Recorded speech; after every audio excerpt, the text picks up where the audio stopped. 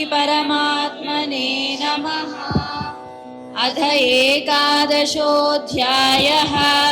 विश्वरूपसन्दर्शनयोगः।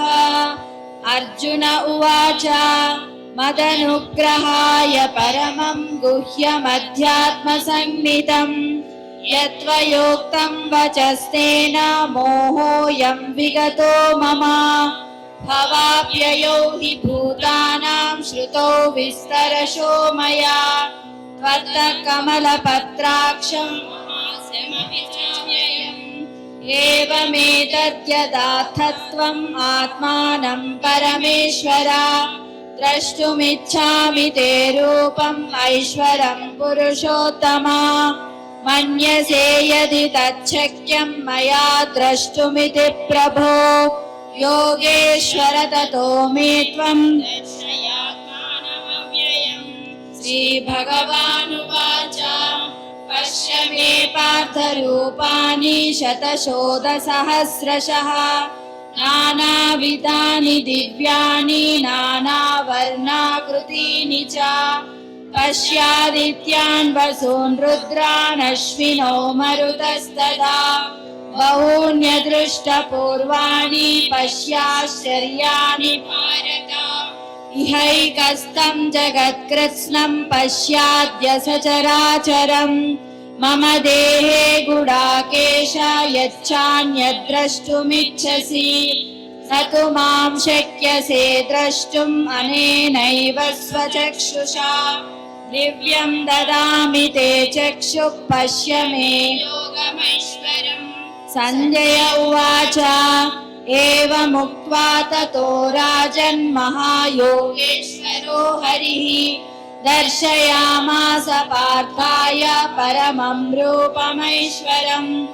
अनेकवक्त्रनयनमनेकाद्भुतदर्शनम् अनेकदिव्याभरणं दिव्यानेकोद्यतायुधम् दिव्यमाल्याम्बरधरं दिव्यगन्धानुलेपनम् सर्वाश्चर्यमयं देवम् अनन्तं विश्वतोमुखम्। दिवि सूर्यसहस्रस्य भवेद्युगपदुत्थिता यदि भासदृशी सा स्यात् भासस्तस्य महात्मनः। तत्रैकस्थं जगत्कृत्स्नं प्रविभक्तमनेकधा अपश्यद्देवदेवस्य शरीरे पाण्डवस्तदा। ततः स विस्मयाविष्टो हृष्टरोमा धनञ्जयः प्रणम्य शिरसा देवं कृताञ्जलिरभाषत। अर्जुन उवाच पश्यामि देवांस्तव देवदेहे सर्वां सदा भूतविशेषसङ्घान् ब्रह्माणमीशं कमलासनस्थं ऋषींश्च सर्वानुरगांश्च दिव्यान् अनेकबाहूदरवक्त्रनेत्रं पश्यामि त्वां सर्वतोऽनन्तरूपम्। नान्तं न मध्यं न पुनस्तवादिं पश्यामि विश्वेश्वर विश्वरूपा। किरीटिनं गदिनं चक्रिणं च तेजोराशिं सर्वतो दीप्तिमन्तं पश्यामि त्वां दुर्निरीक्ष्यं समन्तात् दीप्तानलार्कद्युतिमप्रमेयम्। त्वमक्षरं परमं वेदितव्यं त्वमस्य विश्वस्य परं निधानम्। त्वमव्ययः शाश्वतधर्मगोप्ता सनातनस्त्वं पुरुषो मतो मे। अनादिमध्यान्तमनन्तवीर्यम् अनन्तबाहुं शशिसूर्यनेत्रम् पश्यामि त्वां दीप्तहुताशवक्त्रम् स्वतेजसा विश्वमिदं तपन्तम्। या वा पृथिव्योरिदमन्तरं हि व्याप्तं त्वयैकेन दिशश्च सर्वाः। दृष्ट्वाद्भुतं रूपमुग्रं तवेदं लोकत्रयं प्रव्यथितं महात्मन्। अमीहि त्वां सुरसङ्घा विशन्ति केचिद्भीता प्राञ्जलयो गृह्णन्ति स्वस्तीत्युक्त्वा महर्षिसिद्धसङ्गाः स्तुवन्ति त्वां स्तुतिभिः पुष्कलाभिः। रुद्रादित्या वसवो ये च साध्या विश्वेश्विनौ मरुतश्चोष्मपाश्च गन्धर्वयक्षासुरसिद्धसङ्गाः वीक्षन्ते त्वां विस्मिताश्चैव सर्वे। रूपं महत्ते बहुवक्त्रनेत्रं महाबाहो बहुबाहुरुपादं बहूदरं बहुदं श्राकरालं दृष्ट्वा लोका प्रव्यथितास्तदाहं। नभस्पृशं दीप्तमनेकवर्णं व्यात्ताननं दीप्तविशालनेत्रं दृष्ट्वा हि त्वां प्रव्यथितान्तरात्मा धृतिं न विन्दामि शमं च विष्णो। दंश्राकरालानि च ते मुखानि दृष्ट्वैव कालानलसन्निभानि। दिशो न जाने न लभे च शर्मा प्रसीद देवेश जगन्निवासा। अमी च त्वां धृतराष्ट्रस्य पुत्राः सर्वे सहैवावनिपालसङ्गैः भीष्मो द्रोणः सूतपुत्रस्तदासौ सहास्मदीयैरपि योधमुख्यैः। वक्त्राणि ते त्वरमाणा विशन्ति दंश्राकरालानि भयानकानि। केचिद्विलग्ना दशनान्तरेषु सन्दृश्यन्ते चूर्णितैरुत्तमाङ्गैः। यथा नदीनां बहवोऽम्बुवेगाः समुद्रमेवाभिमुखा द्रवन्ति तथा तवामि नरलोकवीराः विशन्ति वक्त्राण्यभिविज्वलन्ति। यथा प्रदीप्तं ज्वलनं पतङ्गा विशन्ति नाशाय समृद्धवेगाः तथैव नाशाय विशन्ति लोकाः तवापि वक्त्राणि समृद्धवेगाः। लेलिह्यसे ग्रसमानः समन्तात् लोकान् समग्रान् वदनैर्ज्वलद्भिः। तेजोभिरापूर्य जगत्समग्रम् भासस्तवोग्रा प्रतपन्ति विष्णो। आख्याहि मे को भवानुग्ररूपो नमोऽस्तु ते देववर प्रसीद। विज्ञातुमिच्छामि भवन्तमाद्यं न हि प्रजानामि तव प्रवृत्तिम्। श्रीभगवानुवाच कालोऽस्मि लोकक्षयकृत् प्रवृद्धो लोकान् समाहर्तुमिह प्रवृत्तः। ऋतेऽपि त्वां न भविष्यन्ति सर्वे येव स्थिता प्रत्यनीकेषु योधाः। तस्मात् त्वमुत्तिष्ठ यशो लभस्व जित्वा शत्रून् भुङ्क्ष्व राज्यं समृद्धम्। मयैवैते निहताः पूर्वमेव निमित्तमात्रं भव सव्यसाचिन्।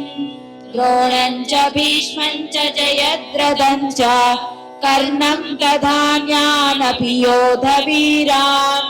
मया हतां त्वं जयिमा व्यधिष्ठा युध्यस्व जेतासि रणे सपत्नान्। सञ्जय उवाच एतत् श्रुत्वा वचनं केशवस्य कृताञ्जलिर्वेपमानः किरीटी।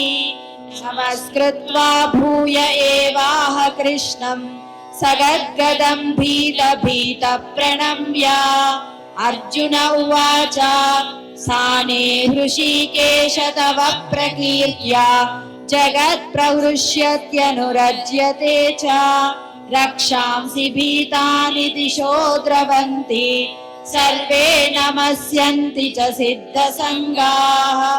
कस्माच्च तेन नमेरन्महात्मन् गरीयसे ब्रह्मणोऽप्यादिकर्त्रे।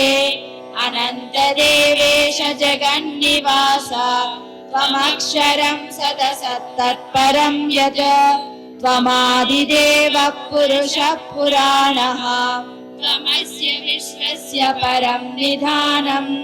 वेत्तासि वेद्यं च परं च धाम त्वया ततं विश्वमनन्तरूपा वायुर्यमोऽग्निर्वरुणः शशाङ्कः प्रजापतिस्त्वं प्रपितामहश्च नमो नमस्तेऽस्तु सहस्रकृत्वः पुनश्च भूयोऽपि नमो नमस्ते नमः पुरस्तादथ पृष्ठतस्ते नमोऽस्तु ते सर्वत एव सर्वा अनन्तवीर्यामितविक्रमस्त्वं सर्वं समाप्नोषि ततोऽसि सर्वः सखेति मत्वा प्रसभं यदुक्तं हे कृष्ण हे यादव हे सखेति अजानता महिमानं तवेदं मया प्रमादात् प्रणयेन वापि यच्चापहासार्थमसत्कृतोऽसि विहारशय्यासनभोजनेषु एकोऽथवाप्यच्युत तत्समक्षं तत्क्षामये त्वामहमप्रमेयम् पितासि लोकस्य चराचरस्य त्वमस्य पूज्यश्च गुरुर्गरीयान् न त्वत्समोऽस्त्यभ्यधिकः कुतोऽन्यो लोकत्रयेभ्यः प्रतिमप्रभावा तस्मात् प्रणम्य प्रणिधाय कायं प्रसादये त्वामहमीशमीड्यम् पितेव पुत्रस्य सखेव सख्युः प्रियप्रियायार्हसि देव सोढुम् अदृष्टपूर्वं वृषितोऽस्मि दृष्ट्वा भयेन च प्रव्यथितं मनो मे तदेव मे दर्शय देवरूपं प्रसीद देवेश जगन्निवास किरीटिनं गदिनं चक्रहस्तम् इच्छामि त्वां द्रष्टुमहं तथैव तेनैव रूपेण चतुर्भुजेन सहस्रबाहो भव विश्वमूर्ते श्रीभगवानुवाच मया प्रसन्नेन तवार्जुनेदं रूपं परं दर्शितमात्मयोगात् तेजोमयं विश्वमनन्तमाद्यं यन्मे त्वदन्येन न दृष्टपूर्वम् न वेदयज्ञाध्ययनैर्न दानैः न च क्रियाभिर्न तपोभिरुग्रैः एवं रूपः शक्य अहं नृलोके द्रष्टुं त्वदन्येन कुरु प्रवीरा मा ते व्यथा मा च विमूढभावो दृष्ट्वा रूपं घोरमीदृग्ममेदम् व्यपेतभिप्रीतमना पुनस्त्वं तदेव मे रूपमिदं प्रपश्य सञ्जय उवाच इत्यर्जुनं वासुदेवस्तथोक्त्वा स्वकं रूपं दर्शयामास भूयः आश्वासयामास च भीतमेनं भूत्वा पुनः सौम्य वपुर्महात्मा अर्जुन उवाच दृष्ट्वेदं मानुषं रूपं तव सौम्यं जनार्दन इदानीमस्मि संवृत्तः सचेता प्रकृतिं गतः श्रीभगवानुवाच सुदुर्दर्शमिदं रूपं दृष्टवानसि यन्मम देवा अप्यस्य रूपस्य नित्यं दर्शनकाङ्क्षिणः नाहं वेदैर्न तपसा न दानेन न चेज्यया शक्य एवं विदो द्रष्टुं दृष्टवानसि मां यथा भक्त्या त्वनन्यया शक्यम् अहमेवं विदोऽर्जुन ज्ञातुं द्रष्टुं च तत्त्वेन प्रवेष्टुं च परन्तप मत्कर्म कृन्मत्परमो मद्भक्तः सङ्गवर्जितः निर्वैरः सर्वभूतेषु यः स मामेति पाण्डव ॐ तत्सदिति श्रीमद्भगवद्गीतासु उपनिषत्सु ब्रह्मविद्यायां योगशास्त्रे श्रीकृष्णार्जुनसंवादे विश्वरूपसन्दर्शनयोगो नाम एकादशो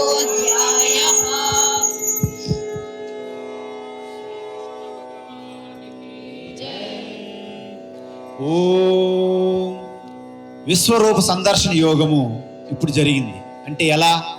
మొట్టమొదటిసారి అర్జునుడు చూడాలని కుతూహలం కలిగినది. భలే భలే భలే అనుకున్నాడు. ఎందుకంటే అంతా ఒకే దగ్గర కనిపిస్తుంటే. కానీ ఆయనకి భయం కలిగినది. ఎందుకంటే మంచి చెడు రెండు ఒకేసారి కనిపిస్తున్నాయి. అందరూ జనాభా పుడుతున్నారు, మరణిస్తున్నారు. అంత భయంకరమైనటువంటి ఆ పరమాత్మలో ఈ దంతముల్లో ఉండిపోయి ఏంటి? ఉత్తమై అంగై శిరస్సులు ఈ కోరల్లో ఉండి అలాగే ఏలాడుతున్నారు అన్నమాట. ఇవన్నీ చూసేసరికి ఒక్కసారి భయం కలిగి, భగవాన్ నేను ఒక్కడనే కాదు అందరూ భయపడతాను, నువ్వు మళ్ళీ మామూలు రూపం చూపెట్టాను. అంటే అర్జున నీవు గొప్పవాడని కాదు, ఎన్ని వేదాలు యజ్ఞాలు దానాలు తపస్సులు చేసిన అందరికీ దర్శనం కలగలేదు, మరి నీకెందుకు కలిగింది? ఎందుకంటే నీ మీద నాకు అనుగ్రహం ఉన్నది కాబట్టి, కృప ఉన్నది కాబట్టి కలిగింది. ఈశ్వర అనుగ్రహాదేవ కలుగుతుందని చెప్పారు. అందువలన మరి ఇప్పుడు ఋషులు దేవతలు కూడా ఈ రూపాన్ని చూస్తున్నారు. ఎవరికి కూడా అది సుదూర దర్శనము, అంత దుర్లభంగా ఉన్నది. అంటే ఎందుకంటే ఈశ్వరుడి యొక్క శరీరం ఏమిటన్నాను? మాయా మానుషుడు. మనదేంటి? పాంచభౌతికం. మన పాంచభౌతికము నుండి ఒక మెట్టు ఎక్కి, అంటే దీన్ని అభిమానం విడిచిపెట్టి మాయ అనే ఒక 3 గుణముల్లో మనం వెళ్ళినప్పుడు ఆ యొక్క విశ్వరూప దర్శనం కలుగుతున్నది. ఎలా?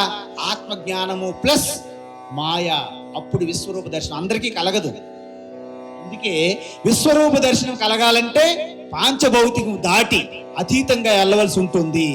అలాంటి భక్తి చేస్తే మొట్టమొదటిసారిగా విశ్వరూప ఈశ్వరుని దర్శించి తద్వారా ఈశ్వరుడు కృపకి కటాక్షానికి మీరు పాత్రులైనప్పుడు ఆ విశ్వరూపాన్ని దర్శిస్తారు. మీరు ఇప్పుడే దర్శించవచ్చు. దీన్ని విశ్వరూప దర్శన సంబంధించిన ధ్యానం అంటారు. రోజు అప్పుడప్పుడు మనం చేస్తున్నాం ఉదయం క్లాసులు. అందువలన ఈ విశ్వరూప సందర్శన అయిన తర్వాత ఇంతకీ దీన్ని ఎలా పొందాలి? అనన్య యోగేన భక్తేన, కేవలము ఈశ్వరుడికి చింతనతోనే మీరు పొందుతారు అని భక్తి యోగం ప్రారంభించారు. ఎందుకు? అర్జునుడు అడిగాడు, కృష్ణ ఈ విశ్వరూపము సగుణ ఈశ్వరుడు భక్తి గొప్పదా, ఏ రూపము లేని నిర్గుణ ఈశ్వర భక్తి గొప్పదా అని అడిగినప్పుడు కృష్ణ పరమాత్మ అన్నాడు, అర్జున సగుణ ఈశ్వరుడు భక్తి గొప్పది. ఎందుకు? నువ్వు దేహత్యాగము అభిమానం వదలడం అంత ఈజీ సులభము కాదు కాబట్టి సగుణ ఈశ్వరుడు భక్తే గొప్పది. కానీ ఎవరైతే దేహాభిమానం విడిచిపెట్టి ఆత్మస్వరూప చింతనలో ఉంటారో వారికి నిర్గుణేశ్వర భక్తిలో చేరుకుంటారు. మయ్యేవ మన ఆదస్వ మయి బుద్ధిం నివేశయ నివసిష్యసి మయ్యేవ అతవోర్తం న సంశయః. అప్పుడు సగుణ ఈశ్వరుడు భక్తి చేస్తూ చేస్తూ నిర్గుణంలోకి వెళ్ళినప్పుడు నీకు జనన మరణ సంసార బంధనం ఉండదని చెప్పి ఈ యొక్క భక్తి యోగం యొక్క అంతిమ రహస్యతత్వాన్ని చెప్పారు. హరి ఓం.